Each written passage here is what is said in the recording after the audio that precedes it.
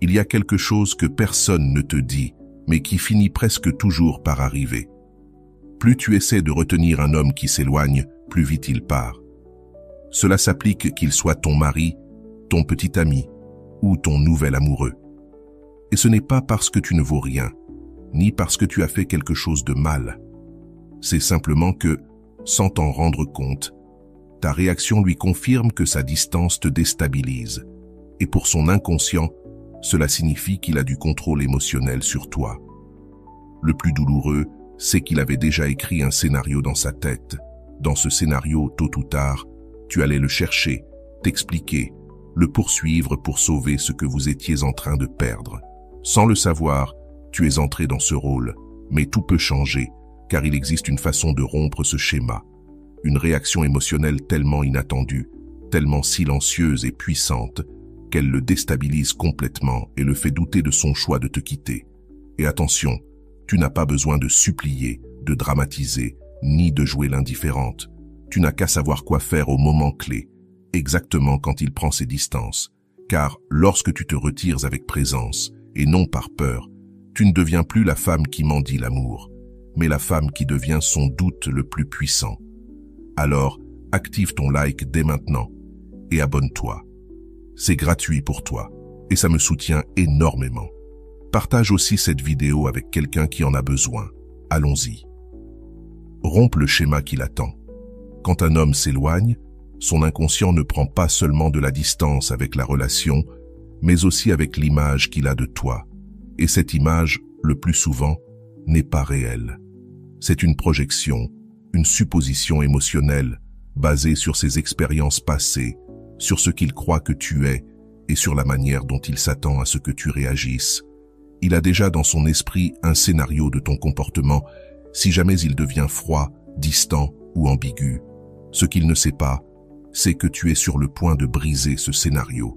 Mais retiens bien ceci, ce que tu feras au moment exact où il s'éloigne déterminera non seulement s'il revient, mais aussi la façon dont il te percevra pour toujours. Quand il recule, tu ne peux pas céder à l'impulsion de courir après lui.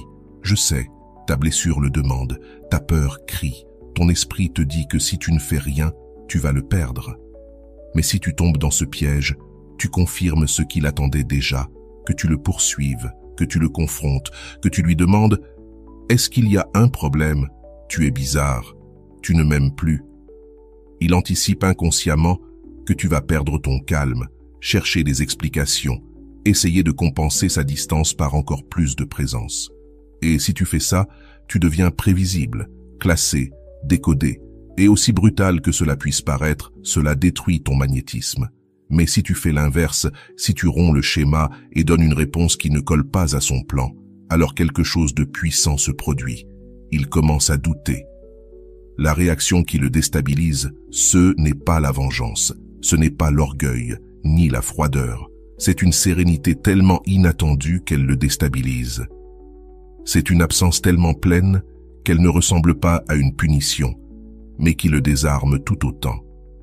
C'est l'attitude d'une femme qui n'a plus besoin de réagir parce qu'elle a choisi de ne pas courir derrière. Tu pourrais penser, oui, ça sonne bien, mais comment le faire concrètement?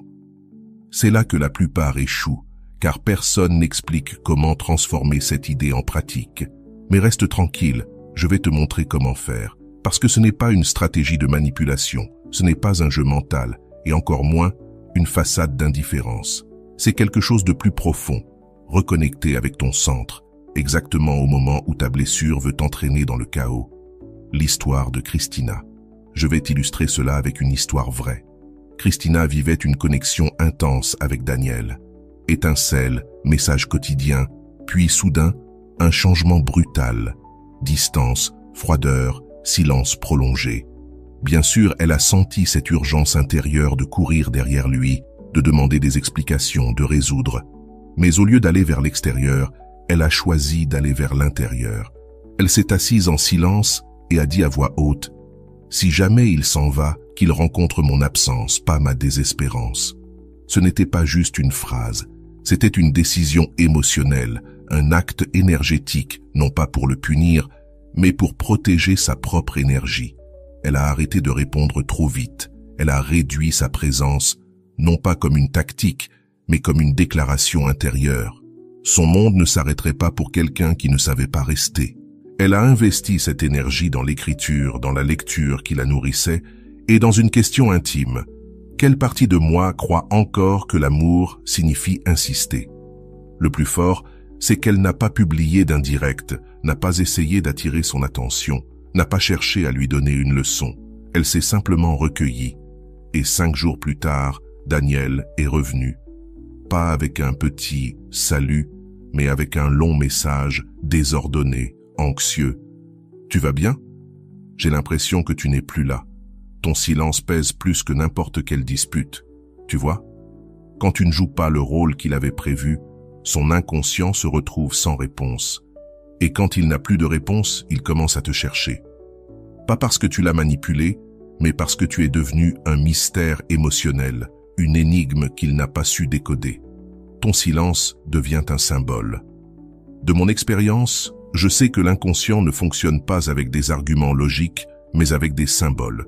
Et quand tu n'agis pas comme prévu, quand tu ne cries pas, quand tu ne supplies pas, quand tu n'expliques pas, tu deviens un symbole de force émotionnelle, de valeur personnelle, de dignité. Alors retiens bien cette phrase dans ton cœur. Je ne rivalise pas pour l'amour. Je deviens celle qu'on se rappelle sans effort. Ne t'inquiète pas, car plus tard dans cette vidéo, je vais te montrer comment incarner cette vérité sans que cela paraisse forcé, froid ou artificiel. Parce que ce n'est pas une posture, c'est une nouvelle manière d'être avec toi-même. L'art de l'absence avec impact. Maintenant que tu comprends comment briser le schéma attendu, allons plus loin. Comment lui faire ressentir ta distance, non comme une punition, mais comme un impact émotionnel. C'est l'art véritable. Transformer le silence en obsession. Fais-lui sentir ton absence, non pas avec colère, mais avec présence retirée. C'est ici que beaucoup se trompent. Elles croient que si un homme s'éloigne, la bonne réponse est de couper brutalement, de l'ignorer avec rage, de publier des pics pour qu'il comprenne ce qu'il a perdu. Mais ce n'est pas du vrai détachement. C'est encore une réaction qui tourne autour de lui. Dans ce cas, c'est encore lui qui définit comment tu te sens, qui détermine si tu brilles ou si tu t'éteins. Mais écoute-moi bien, ta vraie force ne réside pas dans le fait de t'éloigner avec colère, mais avec une présence silencieuse, une absence qui ne punit pas, mais qui se fait sentir, une absence qui ne blesse pas, mais qui laisse une empreinte, une absence qui ne parle pas, mais qui résonne dans son esprit pendant des jours. Et si tu te demandes maintenant, mais comment faire pour m'éloigner sans paraître froide, cassée ou faible? Je vais te montrer cela pas à pas. La première chose à comprendre, c'est qu'une absence puissante naît du but, pas du ressentiment. Tu ne t'éloignes pas pour te venger. Tu t'éloignes pour te rappeler à toi-même que tu n'es plus disponible pour des relations où tu dois mendier la connexion. C'est cela qui change tout, parce qu'une femme qui s'éloigne par douleur devient invisible, mais une femme qui s'éloigne par amour-propre devient inoubliable. Il existe une force silencieuse qui se grave dans la mémoire masculine et qui se vuelve inolvidable, inoubliable. Et comment se transmet-elle? À travers des signaux subtils, mais dévastateurs pour l'inconscient d'un homme. Laisse-moi te partager une scène vécue par Erika. Après des semaines à sentir que Mathias devenait froid, déconnecté, presque absent, elle décida de faire un pas en arrière. Mais pas par orgueil. Pas avec un « je coupe, je bloque et tu ne sauras plus jamais rien de moi ». Elle choisit une voie plus élégante, plus puissante. Elle commença à prendre plus de temps pour répondre. Non comme une punition, mais parce que son attention n'était plus obsessionnellement centrée sur lui. Quand il lui écrivit « Tu vas bien ?» Elle répondit calmement, avec douceur et simplicité. « Oui, je vais très bien. Je me reconnecte avec moi-même. Merci de demander rien de plus. » Et cela le désarma, car Mathias s'attendait soit à une réaction blessante, soit à une tentative de reconquête. Mais à la place, il reçut un reflet de paix. Une femme qui, sans hausser la voix, lui disait « Je ne suis plus là où tu m'as laissé, mais je ne t'en veux pas non plus de l'avoir fait. » Ce genre de réponse reste dans l'esprit d'un homme comme un écho qui ne s'éteint pas. Mais écoute-moi bien, il ne s'agit pas de faire semblant d'aller bien. Il s'agit de commencer à l'être réellement. Et si tu ne sais pas encore comment y parvenir, si à l'intérieur tu te sens brisé, ne t'inquiète pas. Tu peux apprendre à respirer avant d'écrire, à ne pas répondre dans l'urgence, à comprendre que parfois, le meilleur message que tu peux envoyer est un silence rempli de sens. Alors voici une pratique puissante à commencer dès aujourd'hui. Chaque fois que tu sens la tentation de le chercher, tourne-toi vers quelque chose de toi que tu avais oublié. Écris ce texte que tu avais repoussé. Appelle l'ami que tu avais laissé en attente. Reprends tes objectifs. Ouvre ce livre que tu avais fermé pour rester rivé à ton téléphone. Choisis-toi. Car chaque fois que tu t'élis, son inconscient le ressent, même sans comprendre pourquoi. Il sent que ton monde ne tourne plus autour de lui. Et c'est cela, le véritable danger pour lui. Te perdre sans bruit, sans haine, sans drame. Tu deviens alors cette femme qui n'a pas besoin d'éteindre la lumière de quelqu'un d'autre, parce que la sienne brille déjà. Répète-toi cette phrase en silence quand tu luttes contre l'envie de le chercher. Ma présence est si forte que même mon absence se ressent. Voilà la vibration nouvelle qui le marque. L'essence d'une femme qui laisse une empreinte sans toucher, qui se retire sans fracas, mais dont l'ombre continue à flotter dans son esprit comme une question sans réponse. Et tu sais ce qui se passe quand une question reste sans réponse? L'homme commence à la chercher. Et parfois, la seule manière de la résoudre est de revenir. Ton silence peut devenir un écho plus puissant que 1000 mots, car le silence n'est pas absence, pas si tu sais l'utiliser comme un miroir. Plus une femme mûrit émotionnellement, plus elle comprend qu'il n'y a rien de plus bruyant pour un homme qu'une femme qui a cessé de parler, mais non de se faire ressentir. Voici le point le plus important. Quand tu arrêtes de t'expliquer, il commence à s'entendre lui-même. Et c'est cela qui le confronte. Car tant que tu parlais, que tu cherchais à arranger, à justifier, il avait un refuge. Il pouvait se cacher dans tes paroles, dans tes efforts, dans ton « je comprends », dans ton « ce n'est rien ». Mais quand tu fais silence, il n'a plus d'endroit où fuir. Et attention, ce n'est pas une stratégie pour le manipuler. Le silence n'est pas une punition. C'est un espace sacré. Un lieu où il se retrouve face à sa propre ombre.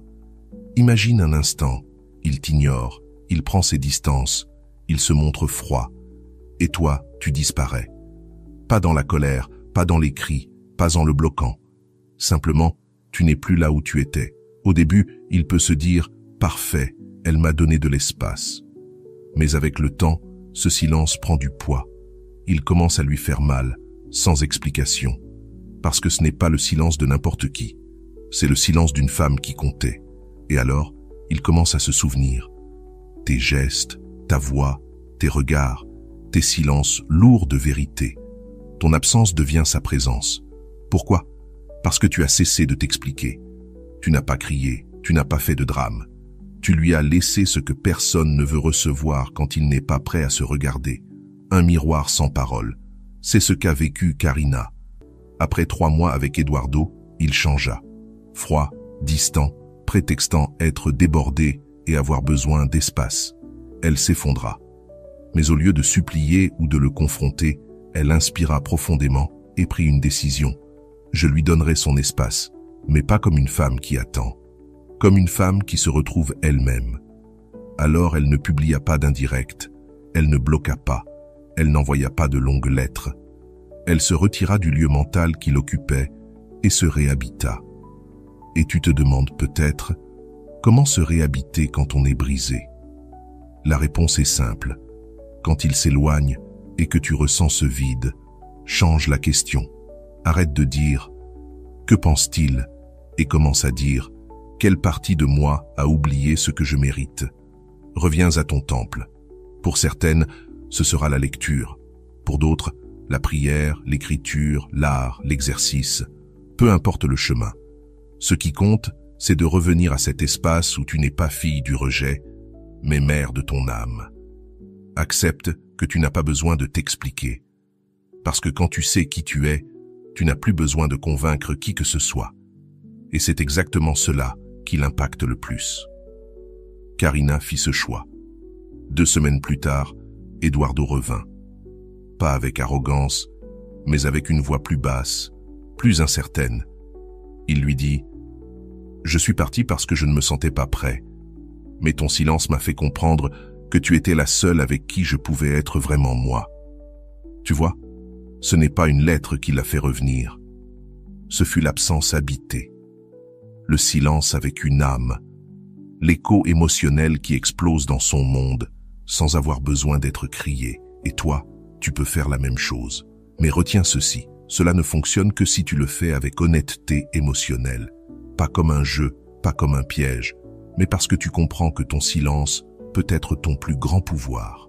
Tu as décidé que tu ne seras plus une femme qui se traîne pour être choisie. Alors, retiens cette phrase pour les moments où tu doutes de toi. Mon silence n'est pas vide. C'est la voix d'une femme qui n'a plus besoin de prouver sa valeur.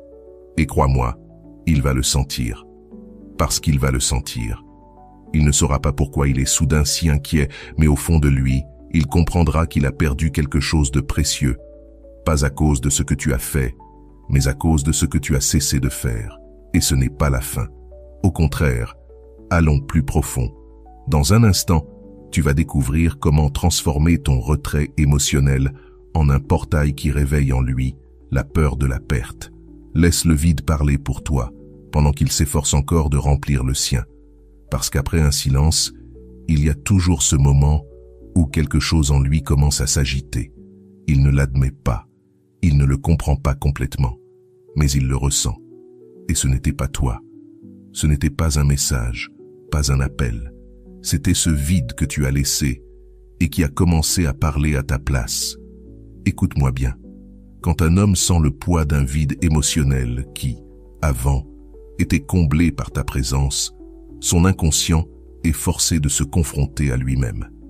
Il se demande « Qu'ai-je fait ? Pourquoi est-ce que je me sens ainsi ? Pourquoi est-ce que ça me dérange autant de ne pas avoir de ces nouvelles ?» C'est à ce moment précis que tu entres en lui d'une autre manière. Parce que tu n'es pas là, mais tu l'habites. Parce que tu ne parles pas, mais tu raisonnes. Parce que tu ne forces rien, mais tu le déstabilises. Et je sais ce que tu penses. Comment faire pour que mon absence parle si fort alors qu'à l'intérieur je m'effondre? Tranquille, je vais te l'expliquer. Ce point n'est pas une question de faire semblant d'aller bien.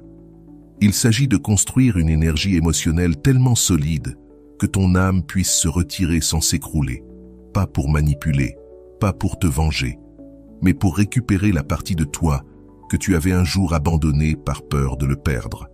Et ça, tu ne l'obtiens pas avec des publications sur les réseaux sociaux ou des phrases indirectes.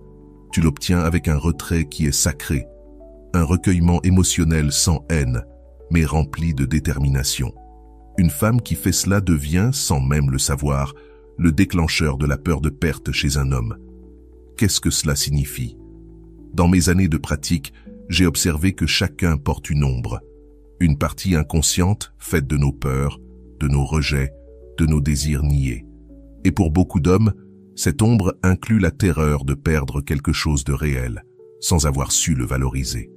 Quand tu pars sans scandale, sans cri, sans drame, tu actives exactement cette ombre. Parce qu'il peut justifier un blocage, il peut justifier une dispute, il peut justifier que tu l'insultes, que tu l'accuses, que tu l'exposes. Mais il ne peut pas justifier ton calme. Il ne peut pas justifier ton retrait propre, ta distance sans venin. Ça ne rentre pas dans ses schémas. Ça lui dit quelque chose que son esprit ne peut pas ignorer. Elle m'a lâché sans me détruire. Ça veut dire qu'elle était plus forte que ce que je croyais. Et c'est cela qui le fait douter de tout. Solange en a fait l'expérience. Après des mois à s'humilier émotionnellement dans une relation avec Thomas, où elle donnait tout et ne recevait que des miettes, elle a fini par changer. Quand il s'est de nouveau éloigné sans raison, elle n'a rien dit. Pas un message, pas de pleurs, pas de reproches. Elle a juste disparu, pas en fuyant, mais en réapparaissant en elle-même. Et peut-être que tu te demandes maintenant, comment puis-je réapparaître en moi quand je n'ai plus de force? Je te l'avais promis. Alors écoute bien, la première chose, c'est de te pardonner, oui, avant toute stratégie. Parce que tant que tu continues à te blâmer pour ce que tu as accepté, tu resteras lié émotionnellement à lui. Répète cette affirmation chaque matin. je ne me blâme pas d'avoir aimé depuis ma blessure. Je me célèbre parce que je guéris depuis ma conscience. La deuxième chose, c'est de conclure un nouvel accord avec toi-même. Mets-le par écrit si nécessaire. Un vœu intérieur, quelque chose comme « Plus jamais je ne me rendrai petite pour tenir dans un lien qui ne me soutient pas ». Et la troisième chose, crée ton rituel de retrait. Il peut s'agir d'éteindre ton téléphone pendant 24 heures, de nettoyer ton espace physique ou encore de faire une liste de tout ce que tu as donné et qui ne t'a jamais été rendu, puis de la brûler. Choisis quelque chose de symbolique, un geste qui marque que cette fois tu pars, non pas par faiblesse, mais par respect pour toi-même. Quand Solange a fait cela, quelque chose d'incroyable s'est produit. 3 semaines plus tard, Thomas est réapparu, mais pas avec son orgueil habituel, pas avec le classique « comment ça va ?» creux. Non, ces mots, sans tout changer, révélaient pourtant le début de quelque chose de vrai. Il lui dit « Je n'ai jamais ressenti ça. C'est comme si tu étais parti et qu'en moi, depuis, tout s'était tu. Tu vois, elle n'a rien eu besoin de faire, seulement partir avec présence. Et ce vide parla plus fort que toutes ces larmes passées. Souviens-toi de ceci. Chaque fois que tu crois perdre, il y a une vérité plus grande. Parfois, ton plus grand pouvoir, c'est l'espace que tu laisses et non les mots que tu prononces. Car lorsque tu te retires vraiment, sans haine ni culpabilité, il reste à l'autre toutes ces questions que tu n'as jamais pris la peine de lui poser. Et c'est là que naît la véritable incertitude. Non pas si toi tu valais, mais si lui a été à la hauteur de ce que tu étais. Et crois-moi, c'est la question qui le confronte le plus. Mais ce n'est pas tout, car la clé finale ne réside pas seulement dans le fait qu'il te manque. Elle est dans le fait que, quand il tentera de revenir, il ne te retrouvera plus pareil. Fais-le douter à partir de ta certitude. La femme qui ne s'arrête plus pour supplier atteint un moment silencieux, mais irréversible. Elle n'attend plus son retour. Pas parce qu'elle a cessé de ressentir, pas parce qu'elle est devenue de pierre, mais parce qu'en elle, enfin, quelque chose a fait clic. Ce clic ne se crie pas, ne se publie pas, ne se partage pas. Il se ressent dans la poitrine, comme une dignité qui s'éveille.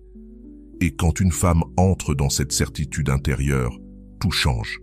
Mais attention, ce n'est pas le fameux « je l'ai déjà surmonté » joué pour la façade. Ce n'est pas non plus l'énergie forcée du « je m'en fiche ». Non, ce ne sont que des masques émotionnels pour cacher la douleur.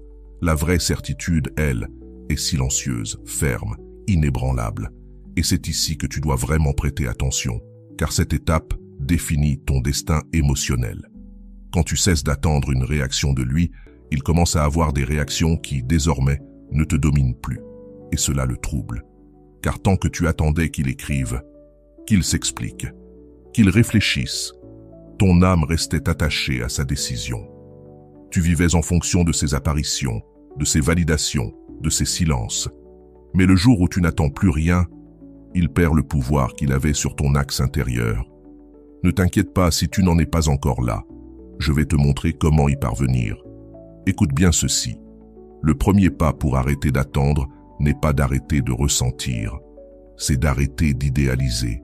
Cesse de regarder en boucle les bons souvenirs. Commence à rappeler ce qui t'a fait mal, ce qui manquait, ce que tu as donné et qu'il a ignoré. Car il ne s'agit pas de le haïr, mais de voir l'histoire en entier, pour pouvoir la lâcher consciemment, et non dans le traumatisme. Le deuxième pas, change de question. Passe de « reviendra-t-il un jour ?» à « qui suis-je maintenant que je ne gravite plus autour de lui ?» et commence à y répondre.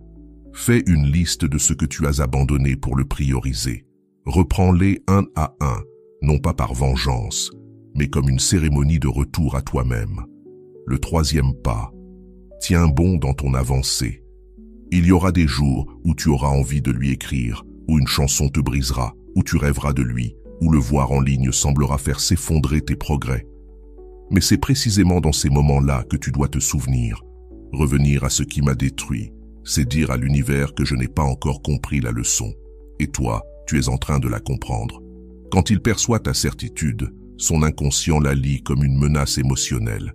Ce qui était autrefois sûr ton attention, ta réponse rapide, ton attente patiente, devient incertain. Et là, il commence à douter. Ils doutent d'avoir pris la bonne décision. Ils doutent d'être arrivés trop tard. Ils doutent d'avoir encore une place dans ton histoire. Et toi, tu n'es plus là pour le rassurer, car tu es occupé, non pas avec un autre homme, mais avec la reconstruction la plus importante de ta vie. Toi. C'est ce qu'a vécu Mariana. Après des mois à supplier un homme qui la croyait acquise, elle s'est retirée. Des semaines passèrent. Comme souvent, il revient. Non pas avec des excuses, mais avec un banal « je pense à toi ». Mais cette fois, Mariana n'était plus la même. Elle l'écouta sans haine, sans rancune, mais sans illusion non plus. Et elle répondit par des mots qu'il n'aurait jamais attendus. « Merci d'être apparu. Mais je ne suis plus la femme qui t'a attendu. » Elle ne le dit pas par orgueil, mais depuis une certitude intérieure. Elle n'était plus une option, elle était une décision. Et lui, malheureusement, n'avait pas su la choisir à temps. Oui, je sais que c'est douloureux d'imaginer cette scène, mais je sais aussi qu'une fois que tu l'atteindras, tu sentiras ce pouvoir qui ne s'obtient pas en poursuivant quelqu'un, mais en revenant vers toi. Laisse-moi te donner une phrase à graver dans ton âme. Quand il reviendra, qu'il te trouve si pleine, qu'il doute même de t'avoir mérité un jour. Si cela arrive, il ne te touchera plus par manque, mais face à ta clarté. Et s'il ne revient pas, alors c'est lui qui t'a perdu, pas l'inverse. Car toi, tu as osé ce que beaucoup n'osent pas. Tu t'es choisi dans ton moment le plus vulnérable. Et cela, ça change une vie pour toujours. Souviens-toi de ceci. Ton pouvoir n'est pas de le faire revenir. Ton pouvoir, c'est que si cela arrive, tu n'es déjà plus la même. Et ce pouvoir, personne ne pourra jamais te l'enlever. Ton âme vient de franchir un seuil. Désormais, c'est à lui de tenter de t'atteindre. Alors, peut-être que tu ne contrôles pas son retour, mais tu contrôles qui tu es quand il le fait. Et quand cette nouvelle version de toi ne quémande plus, ne mendie plus d'amour, mais marche avec dignité, foi et présence, le monde entier change la façon dont il te traite. Car la femme qui a appris à se retirer avec l'âme haute ne revient plus jamais pour des miettes. Et si un jour il revient, que ce soit pour découvrir qu'aujourd'hui tes standards ne se contentent plus de mots. Tu n'acceptes désormais que des faits, de la cohérence et de la vérité. Écris ceci en commentaire si c'est ton moment de réveil. Je ne suis pas parti pour lui, je suis parti pour moi. J'attendrai ton commentaire, il inspirera de nouvelles personnes et je serai là pour le lire et y déposer un cœur. Et si ce message a résonné en toi, laisse ton puissant like, abonne-toi et active la cloche. Et si tu veux soutenir encore plus cet espace, tu peux désormais rejoindre la communauté des membres du canal pour accéder à des bénéfices exclusifs, colonne réponse prioritaire à tes commentaires et consultations, participation aux décisions sur les prochains contenus et un accompagnement plus proche dans ton processus de transformation.